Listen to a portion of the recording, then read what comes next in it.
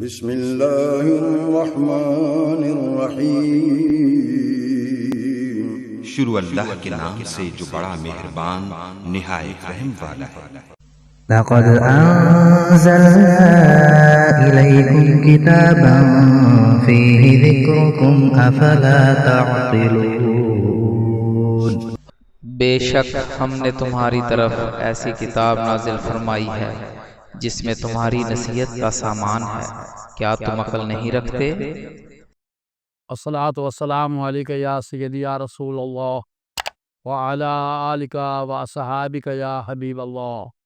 الصلاۃ والسلام علیک یا سیدی یا رسول اللہ وعلی آلک واصحابک یا نبی اللہ۔ الصلاۃ والسلام علیک یا سیدی یا رسول اللہ وعلی آلک واصحابک یا رحمۃ للعالمین۔ الصلاۃ والسلام علیک یا سیدی یا رسول اللہ وعلی آلک واصحابک یا محمد رسول اللہ صلی اللہ علیہ وآلہ وسلم۔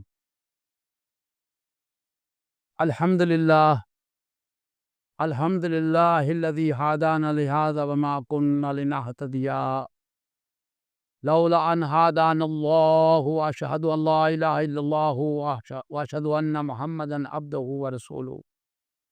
اعوذ باللہ من الشیطان الرجیم، بسم اللہ الرحمن الرحیم۔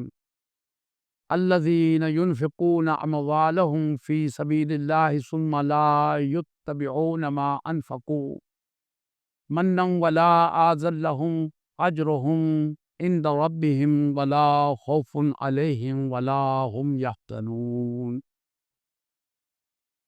دوستان محترم، السلام علیکم ورحمۃ اللہ وبرکاتہ۔ اللہ کی دی ہوئی توفیق سے ہم نے یہ آیت پاک پڑھی۔ اللہ پاک نے انسان کو طرح طرح کی نعمتوں سے نوازا ہے۔ ہمارا جو آج کا بیان ہے اس کا عنوان ہے صدقہ و خیرات کرنے والوں میں فرق۔ دوستان محترم، اللہ اور اس کے حبیب صلی اللہ علیہ وسلم سے جو لوگ محبت کرتے ہیں وہ ہمیشہ ذات باری تعالیٰ کے شکر گزار بندے بن کے رہتے ہیں، اور اللہ کا شکر گزار بندہ بننے کا ایک ہی طریقہ ہے، دوسرا اور کوئی طریقہ نہیں ہے کہ اللہ تعالیٰ کی عطا کی گئی نعمت کو، اللہ کی عطا کی گئی نعمت کو اللہ اور اس کے محبوب محمد مصطفیٰ صلی اللہ علیہ وسلم کے احکام کے مطابق استعمال میں لایا جائے۔ اللہ پاک نے قرآن میں ان لوگوں کا ذکر فرمایا جو اللہ اور اس کے رسول صلی اللہ علیہ وسلم سے لو لگا کر رکھتے ہیں۔ لو کیسے لگائی جا سکتی ہے؟ جب تک آپ اللہ اور اس کے رسول صلی اللہ علیہ وسلم کے حکم کے مطابق اپنی زندگی نہیں گزاریں گے، اپنی زندگی کا ہر لمحہ آپ صلی اللہ علیہ وسلم کے فرامین کے مطابق نہیں گزاریں گے، اس وقت تک تو لو نہیں لگتی۔ لو کہتے ہیں محبت ہو، محبت کے بعد پھر عشق ہوتا ہے۔ جب آپ محبت کریں گے، جب اس میں شدت پیدا ہو جائے گی تو عشق ہو جائے گا۔ تو میرے دوستو، اللہ پاک نے اپنے پیاروں کے طرز زندگی، اپنے پیارے بندوں کی طرز زندگی کو لوگوں کی رہنمائی کے لیے قرآن میں بھی بیان کیا ہے، اور آپ صلی اللہ علیہ وسلم نے بھی بیان کیا، تاکہ لوگ اس راہ پر چلیں اور کامیابی حاصل کریں۔ آج میں جن لوگوں کے بارے میں بات کروں گا وہ مخیر حضرات ہیں جن کو اللہ نے ایمان بھی دیا اور مال بھی دیا۔ وہ اللہ کی راہ میں مال اللہ تعالیٰ کی رضا کے لیے ہی خرچ کرتے ہیں، کیونکہ اللہ پاک نے خود قرآن پاک میں فرمایا وَمَا تُنْفِقُونَ إِلَّا ابْتِغَاءَ وَجْهِ اللَّهِ، اللہ کی رضا جوئی کے سوا تمہارا خرچ کرنا مناسب ہی نہیں ہے۔ اب یہاں اللہ پاک بندے کو سمجھا رہے ہیں کہ اگر تم میری راہ میں خرچ کرتے ہو خالص میرے لیے اور میرے محبوب صلی اللہ علیہ وسلم کی رضا کے لیے، تو وہ تو مجھے قبول ہے، لیکن اگر تم کسی اور وجہ سے اپنا نام پیدا کرنے کے لیے، اپنا آپ لوگوں کو دکھانے کے لیے، اس لیے آپ کے ذہن میں ہے، آپ کے نفس کے اندر وہ شیطان موجود ہے جو آپ کو اکسا رہا، اگر آپ اس کے پیچھے چل کر کام کرتے ہو تو وہ مجھے قبول ہی نہیں ہے، میں اسے قبول نہیں کرتا۔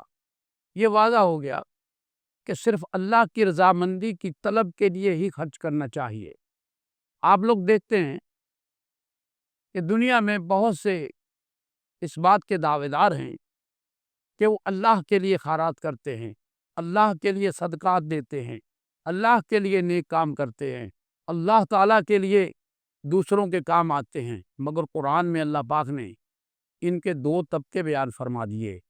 پہلے طبقے کے بارے میں اللہ تعالیٰ نے ارشاد فرمایا، الذین ينفقون اموالهم فی سبیل اللہ ثم لا یتبعون ما انفقوا منا ولا اذى لهم اجرهم عند ربهم، جو لوگ اللہ کی راہ میں اپنا مال خرچ کرتے ہیں اور پھر وہ احسان نہیں جتاتے، نہ دکھ دیتے ہیں، ان کا اجر ان کے رب کے پاس ہے۔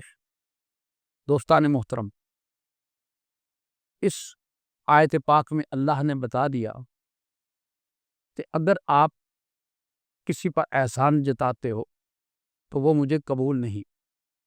اگر آپ نے کسی کے ساتھ بھلائی کی، کسی کے ساتھ نیکی کی، کسی کو صدقہ خیرات دیا، اللہ تعالیٰ کہتا ہے کہ ایک ہاتھ دو اور دوسرے کو پتہ نہ لگے۔ اسی لیے فرمایا گیا پیارے آقا صلی اللہ علیہ وسلم کی زبان مبارک سے، آپ نے فرمایا کہ ایک ہاتھ سے دو اور دوسرے کو پتہ بھی نہ لگے کہ میں نے دیا ہے یا نہیں دیا۔ اس کا مطلب یہ ہے کہ آپ کا اور اللہ کا معاملہ ہے اور اس بندے کا، اس میں تین بندے موجود ہیں، دو بندے ہیں اور ایک اللہ کی ذات ہے۔ اگر اس کے علاوہ آپ دوسرے کو کسی سے بھی بات کرتے ہیں کہ بھائی میں نے فلاں سے یہ بھلائی کی ہے، میں نے فلاں کو پیسے دیے ہیں، میں نے اس کو کھانا کھلایا ہے، تو میرے دوستو وہ نیکی نہیں رہے گی، کیونکہ آپ نے دوسروں کو بتا دیا، جبکہ اللہ تبارک و تعالیٰ کے حبیب صلی اللہ علیہ وسلم نے فرمایا کہ کسی کو پتہ نہ لگے، رب خود بھی کہتا ہے۔ تو اللہ کہتا ہے کہ جو لوگ تو اس بات پر عمل کرتے ہیں کہ کسی کو پتہ نہیں لگنے دیتے، ان کا اجر میرے پاس ہے، رب کے پاس ہے۔ اللہ تبارک و تعالیٰ وہ جو اجر ہے حشر کے دن ان کو دے گا، قبر میں بھی وہ کام آئے گا۔ ایسا اس لیے ہے کیونکہ آپ یہ سب کا اللہ مالک ہے۔ اللہ تبارک و تعالیٰ کا اگر قرب حاصل کرنے کے لیے آپ کریں گے تو انشاءاللہ تعالیٰ اللہ کا قرب ضرور حاصل کریں گے۔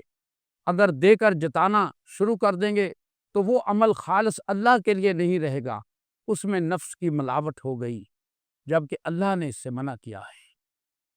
جب آپ دنیا کو یہ بتانے لگ جائیں گے کہ میں نے فلاں کو کپڑے لے کے دیے، فلاں کو میں نے مکان بنا کے دیا، فلاں کے مکان کی میں نے مرمت کر دی، وہ بھوکا تھا میں نے کھانا کھلایا، میں نے اس کو چائے پلائی، اس کے کپڑے اچھے نہیں تھے میں نے کپڑے لے کر دیے، غرض کے جو بھی آپ نے نیکی کی، اگر آپ دوسروں کو بتاتے ہیں اور اس کے بتانے کے علاوہ آپ نے کسی کو بھی نہیں بتایا، لیکن جس کے ساتھ نیکی کی آپ اس کو جتلا رہے ہیں کہ میں نے یہ کر دیا آپ کے ساتھ، میں نے یہ، بس آپ کی نیکی ضائع ہو گئی۔ اللہ کو یہ بات پسند ہی نہیں ہے، اس کے محبوب صلی اللہ علیہ وسلم کو بھی یہ بات پسند نہیں ہے۔ یہاں یہ پتہ چلا کہ اللہ والے جب اللہ کی راہ میں مال خرچ کرتے ہیں تو جسے وہ دے دیتے ہیں بھول جاتے ہیں، اس پر احسان نہیں جتاتے، نہ اپنی زبان چلاتے ہیں یا اپنے کسی بھی فعل سے اس شخص کو کوئی نقصان نہیں پہنچاتے۔ بلا شبہ بندے کا یہ عمل قبول کیا جائے گا جب اس کی یہ عطا اللہ تعالیٰ کی رضا کے لیے ہو اور اس کا زیادہ سے زیادہ ارادہ اس اجر و عمل کی خواہش میں ہو کہ اللہ تعالیٰ کے پاس جا کر مجھے اس کا ثواب ملے گا، اس کا اجر ملے گا، میں جو کچھ بھی کر رہا ہوں اور اللہ اور اس کے حبیب صلی اللہ علیہ وسلم کی رضا کے لیے کر رہا ہوں، خدا کی قسم اللہ اس کو بہت پسند فرماتا ہے۔ حضرت عمر بن خطاب رضی اللہ تعالیٰ عنہ سے بیان کیا گیا کہ ایک اعرابی آپ کے پاس آیا اور اس نے کہا، اے عمر، بھلائی اور نیکی کیجئے، آپ کو جنت کی جزا دی جائے گی، میری بیٹیوں اور ان کی ماں کو لباس پہنائیے، آپ ہمارے لیے مصائب زمانہ سے ڈال بن جائیں گے۔ میں اللہ تعالیٰ کی قسم کھاتا ہوں آپ ایسا ضرور کریں گے۔ حضرت عمر رضی اللہ تعالیٰ نے ارشاد فرمایا اگر میں نہ کروں تو کیا ہوگا؟ اس نے عرض کیا تب میں چلا جاؤں گا۔ پھر آپ نے فرمایا جب تو چلا جائے گا تو پھر کیا ہوگا؟ اس نے عرض کی میرے حال کے بارے میں آپ سے حشر کے دن سوال کیا جائے گا، جس دن عطیات کی آرزو ہوگی اور ان کے درمیان ٹھہرنے کی جگہ یا تو جہنم ہوگی یا جنت ہوگی۔ میرے دوستو، حضرت عمر رضی اللہ تعالیٰ عنہ زار و قطار رونے لگ گئے۔ آپ اتنا روئے کہ آپ کی ریش مبارک تر ہو گئی۔ میرے دوستو، ہمارے دل میں تو ذرا جنبش بھی نہیں آتے، ہمارے جسم کے بال بھی کھڑے نہیں ہوتے، ہمیں ذرا ترس نہیں آتا، لیکن وہ عمر تھے، ہم وہ نہیں ہیں۔ ہمیں یہ چاہیے کہ ان جیسا عمل اختیار کریں۔ ہم عمر تو نہیں بن سکتے، لیکن عمر جیسا رویہ اختیار کریں، وہ کام کریں جو پیارے آقا صلی اللہ علیہ وسلم نے حضرت عمر رضی اللہ تعالیٰ عنہ کو حکم دیا، انہوں نے کیے، اور ہمیں بھی چاہیے وہ کام کرنا جو انہوں نے کیے۔ تو انشاءاللہ تعالیٰ اللہ اور اس کا حبیب صلی اللہ علیہ وسلم ضرور راضی ہو جائیں گے، ضرور آپ کا اپنا قرب عطا فرمائیں گے۔ میرے دوستو، حضرت عمر رضی اللہ تعالیٰ عنہ ایسے ہی نہیں عمر بن گئے۔ آپ ایسے ہی نہیں خطبے کے دوران آپ نے کہہ دیا یا ساریۃ الجبل۔ میرے دوستو، اس میں کیا تھا؟ صرف اور صرف اطاعت، اپنے محبوب کی اطاعت، اپنے محبوب کے حکم پر ہر وقت ہر لمحے آمین کہنا، اور صرف کہنا ہی نہیں، عمل کر کے دکھانا۔ آج کا انسان 100 دفعہ سوچے گا۔ میرے دوستو، ہم عمر تو نہیں بن سکتے، لیکن اللہ کے حبیب صلی اللہ علیہ وسلم کو راضی کرنے کی کوشش کر سکتے ہیں۔ حضرت عمر رضی اللہ تعالیٰ عنہ جب رو رہے تھے تو آپ نے اپنے غلام کو کہا کہ اے غلام، اس دن کے لیے میری یہ قمیض دے دو۔ کس دن کے لیے؟ روز حشر کے دن کے لیے۔ یہ بات یاد رکھے، آپ نے اشارہ دیا اس دن کے لیے، یعنی روز حشر کے لیے، جب عدل کا دن ہوگا، جب ہر طرف ایک ہو کا عالم ہوگا، کوئی کسی کے کام نہیں آئے گا۔ کوئی دن ایسا ہوگا کہ کوئی کسی کے کام نہیں آئے گا، ہر بندہ پریشان ہوگا۔ آپ نے فرمایا اے وہ میرے غلام، اس دن کے لیے یہ میری قمیض دے دو۔ قسم بخدا میں اس قمیض کے علاوہ کسی چیز کا مالک نہیں۔ میرے دوستو، وہ بھی خلیفہ تھے اور آج کے بھی بادشاہ ہیں۔ آج مال و مال ہیں، محلات ہیں، کاریں ہیں، غرض کے بہت کچھ ہے، اور ان کے پاس اس قمیض کے علاوہ کچھ بھی نہیں تھا۔ وہ ایسے ہی نہیں عمر بنے تھے، اللہ تبارک و تعالیٰ نے ایسے ہی نہیں عمر بنایا انہیں۔ اللہ تبارک و تعالیٰ نے ان میں کوالٹی بھی پیدا کی ہے۔ کیوں؟ کہ انہوں نے اپنے محبوب صلی اللہ علیہ وسلم کی اتباع کی۔ جب عطا اس ارادہ پر ہو کہ وہ جزا اور شکر کی طلب سے خالی ہو اور احسان جتلانے اور شہرت سے بھی پاک ہو، تو وہ خرچ کرنے والے کے لیے انتہائی شرف و اعلیٰ ہے۔ میرے دوستو، ہر کام کے بعد اللہ کا شکر ادا کرو۔ حضرت عقبہ رضی اللہ تعالیٰ عنہ سے مروی ہے کہ نبی مکرم صلی اللہ